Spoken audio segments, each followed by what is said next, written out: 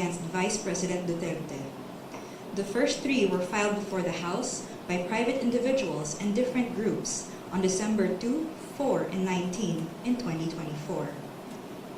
A 4th complaint was lodged by a resolution approved by more than 1/3 of the House members of the 19th Congress on February 5, 2025, which was transmitted as the Articles of Impeachment to the Senate on the same day.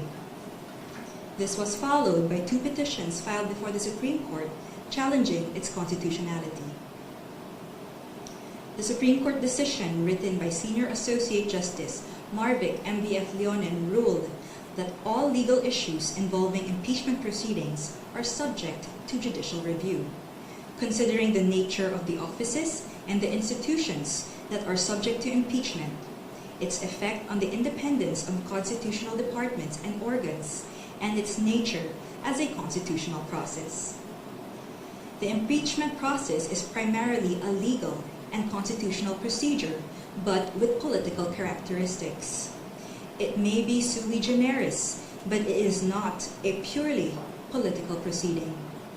This means that the Bill of Rights, especially the Due Process Clause and the right to speedy disposition of cases, applies to the entire impeachment process, it said.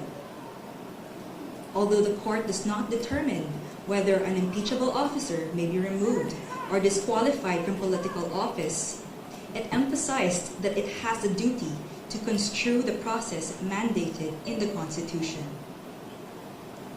In declaring that the articles of impeachment were barred by the 1-year rule, the decision differentiated the first 3 complaints from the 4th complaint.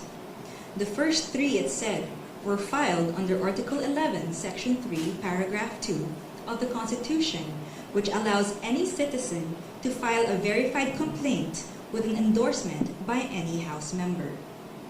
The 4th one was through Article 11, Section 3, Paragraph 4 of the Constitution, through a verified complaint or resolution filed by at least 1/3 of the House members. The court took note that the House and the 19th Congress did not act on the first 3 endorsed complaints, which were considered terminated or dismissed upon adjournment of the House. The 3 impeachment complaints were archived and therefore deemed terminated or dismissed on February 5, 2025.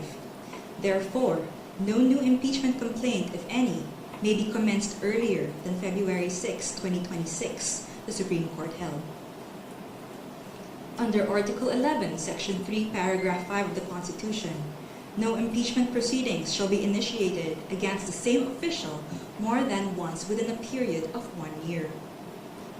According to the decision, the 1-year bar is reckoned from the time an impeachment complaint is dismissed or is no longer viable. A key issue in the petitions is whether the House complied with the 10-session day requirement under the Constitution for including a verified impeachment complaint in the order of business of the House. The court ruled that the House was able to comply with the requirement by putting the 3 endorsed impeachment complaints in the order of business of the House of Representatives, since a session day is not equivalent to a calendar day. It is a period that starts from a call to order until the session is adjourned, regardless of the passage of time. However, the court reminded the House that Article 11, Section 3, Paragraph 2 of the Constitution clearly requires that a verified impeachment complaint be immediately put in the order of business within 10 session days from its endorsement.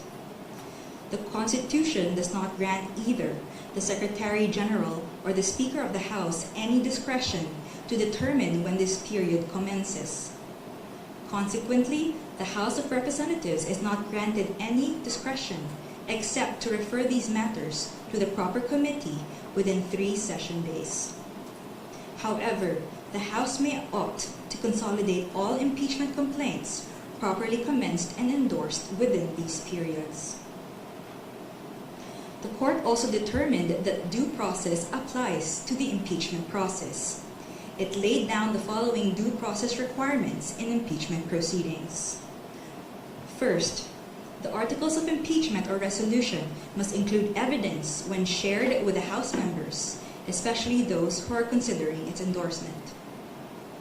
Second, the evidence should be sufficient to prove the charges in the articles of impeachment. Third, the articles of impeachment and the supporting evidence should be available to all members of the House of Representatives, not only to those who are being considered to endorse. Fourth, the respondent in the impeachment complaint should have been given a chance to be heard on the articles of impeachment and the supporting evidence to prove the charges prior to its transmittal to the Senate, despite the number of endorsements from House members. The House of Representatives must be given reasonable time to reach their independent decision of whether they will endorse an impeachment complaint. The court, however, has the power to review whether this period is sufficient, but petitioner, who invokes the court's power to review, should prove that officials failed to perform their duties properly. Sixth, the basis of any charge must be for impeachable acts or omissions committed in relation to their office and during the current term of the impeachable officer.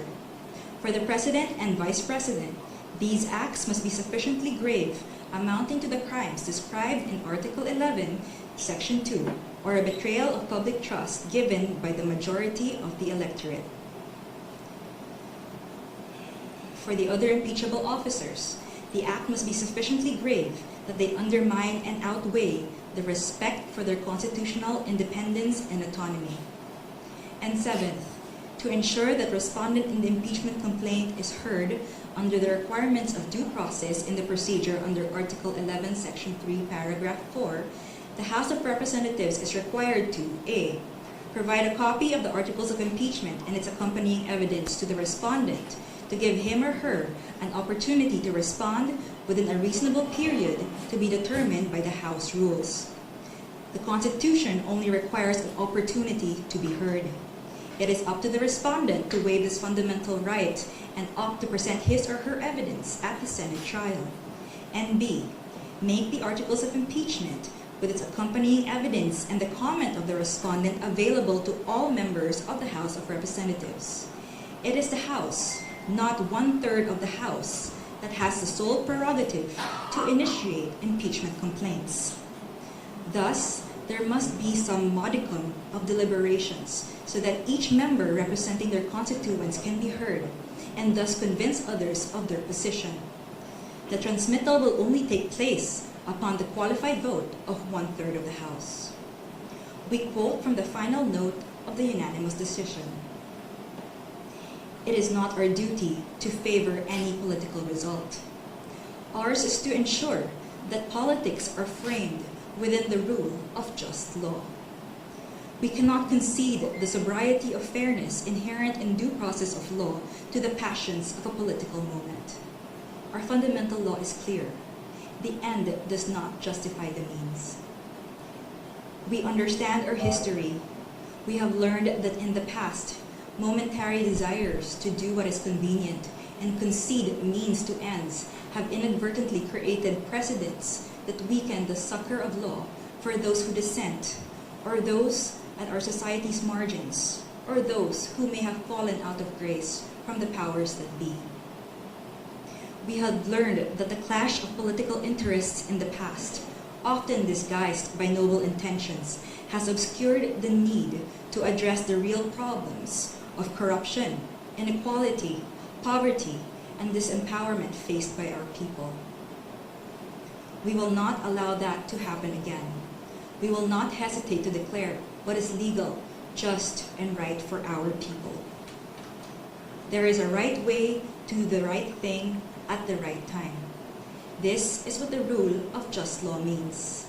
This is what fairness or due process of law means, even for impeachment. End of quote.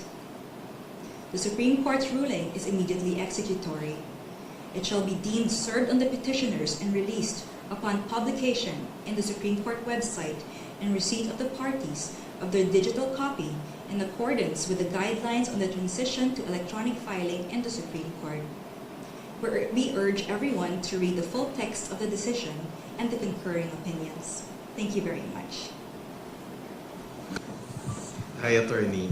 Muna na ako. Adrian Ayalin po, ABS-CBN. Hi, Adrian. So, sa madaling sabi, wala pong magaganap na impeachment trial ngayon. Hindi pwedeng mag-hold ng impeachment trial ang Senado.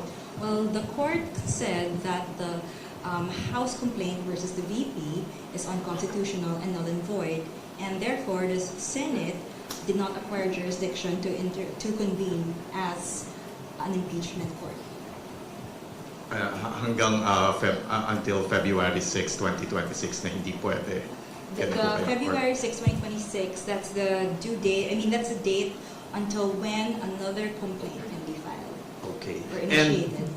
And wala na pong pwedeng magawa ang House of Representatives, as you said, immediately executory. It's immediately executory, but they always have the option to file a motion for reconsideration. Thank you, Attorney. Attorney, Ben Puta po sa Philippine News Hi. Agency. To clarify lang, it was a unanimous decision.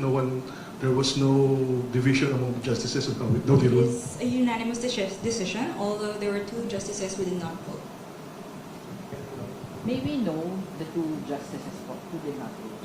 Yes, so that's Justice Benjamin Tagiwa, he inhibited, and there's Justice Maria Filomena Singh, who was on leave.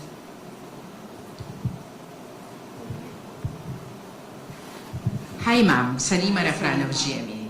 Ma'am, para po mas maintindihan ng publiko, ano po yung naging dahilan ng Korte Suprema kung bakit nga po naging null and void ito nga pong articles of impeachment at hindi po dapat matuloy ito nga pong impeachment trial laban kay Vice President Sara Duterte? Well, number 1, it said that the articles of impeachment, which was the 4th complaint, violated the 1-year period ban, because there were 3 complaints that came ahead of it. And although Congress was able to include it in the order of business, it did not refer it to the proper committee within the 3 days because they had to adjourn.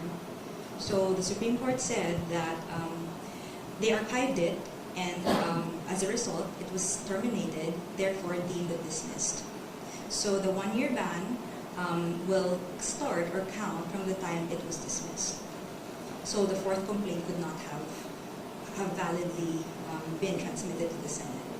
Tapos ma'am, meron din pong sinabi yung Korte tungkol po dun sa hindi nito ina-absuelto. Yes. Tama. Pwede pong pakiulit yun and pakipaliwanag yung parte pong yan. So the court The court said it is not absolving Vice President Duterte from any of the charges against her. So that means, again, hindi siya absolved from any of the charges. But any complaint for impeachment against her can only be filed by Feb 6, 2026 onwards. Kumbaga, pwede pa rin humarap. Pwede pa rin. Hi, Attorney Mikael Flores of Reuters. Hi.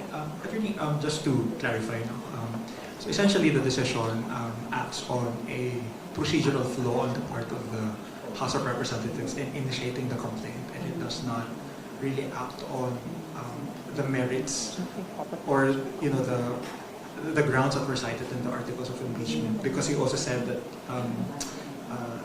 the decision does not absolve the Vice President of the charges that are lodged against her. Yes, so the decision does not delve into the merits of the impeachment complaints against the VP, but rather it just said that the impeachment complaint that was transmitted to the Senate was void for being contrary to the 1-year ban, and that it violated the due process rights of the VP. And in terms of way forward, when, for example, the House of Representatives invoke their independence as a co-equal and independent branch of government, how is the court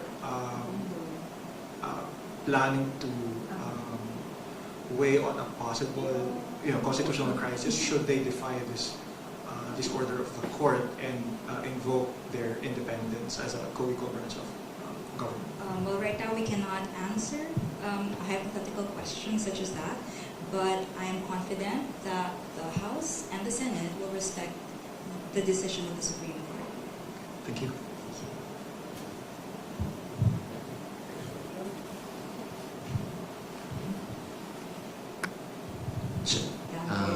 With your indulgence po sa tanong ko, Pag ganun ba, ma'am, there was a grave abuse of discretion on the part of the Congress, which is a co-equal branch of the Supreme Court of Judicial branch.